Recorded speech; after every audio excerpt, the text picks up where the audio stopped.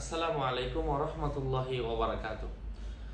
সম্মানিত ভাই ও বন্ধুরা, আজকের এই ভিডিওতে আমি আপনাদের সাথে আলোচনা করব জাদু কাটানোর তদবির।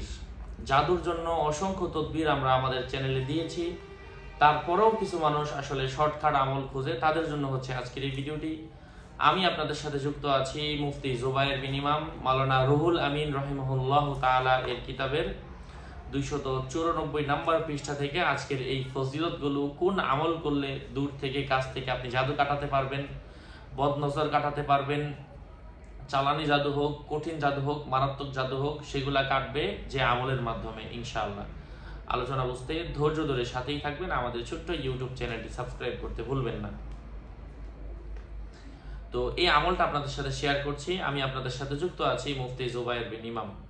যাই হোক সম্মানিত ভাই ও বন্ধুরা, আমি একটা কথা বারবার বলি, প্রত্যেকটা ভিডিওতে বলছি, আমার পেজের লিঙ্ক আমার ভেরিফাইড চ্যানেলের ডিসক্রিপশন বক্সে দেওয়া, এর বাইরে অন্য কোনো পেজ নাই। সাবধান, আমার নাম আর ছবি থাকলে ওইটা আমি না। প্রত্যেকটা ভিডিওতে আমরা সাবধান করছি, কারণ অনেকে আমাদের নাম অথবা আমাদের বিভিন্ন ভিডিওগুলো দিয়ে বিভিন্নভাবে মানুষকে ধোঁকা দিচ্ছে, জন্য সাবধান থাকতে হবে।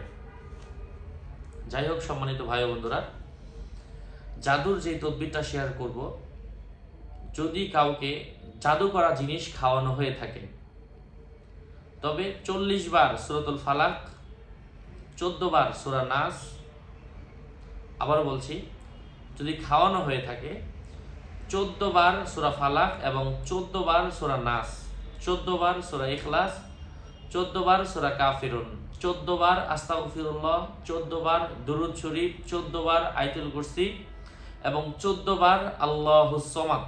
আল্লাহুস সামাদ, ওই যে কুল হুয়াল্লাহু আহাদ, আল্লাহুস সামাদ আছে না, ওই হচ্ছে আল্লাহুস সামাদ।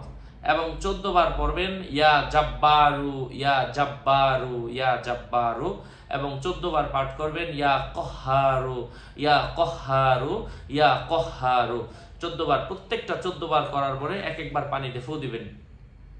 মানে এখানে অনেকগুলো বলা হলো, যে সিরিয়াল বললাম এই সিরিয়ালটা মেনটেন করবেন।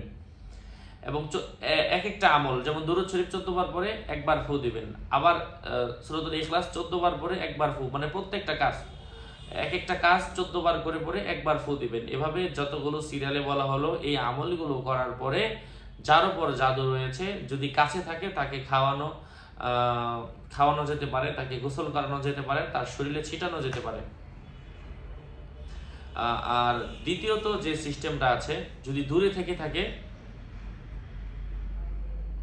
এই আমলগুলো করার মাধ্যমে, এই আমলগুলো করে যাকে করা হয়েছে আপনি তার জন্য আল্লাহর কাছে দোয়া করতে পারেন এই আমলগুলো করে। এবং পানিতে ফু দেওয়া দরকার নাই, শুধুমাত্র আপনি এই আমলগুলো করে যাকে করা হয়েছে তার জন্য দোয়া করেন। ইনশাআল্লাহ এই আমলটা করলেও আল্লাহ সুবহানাহু ওয়া তাআলার রহমে জাদু কেটে যায়।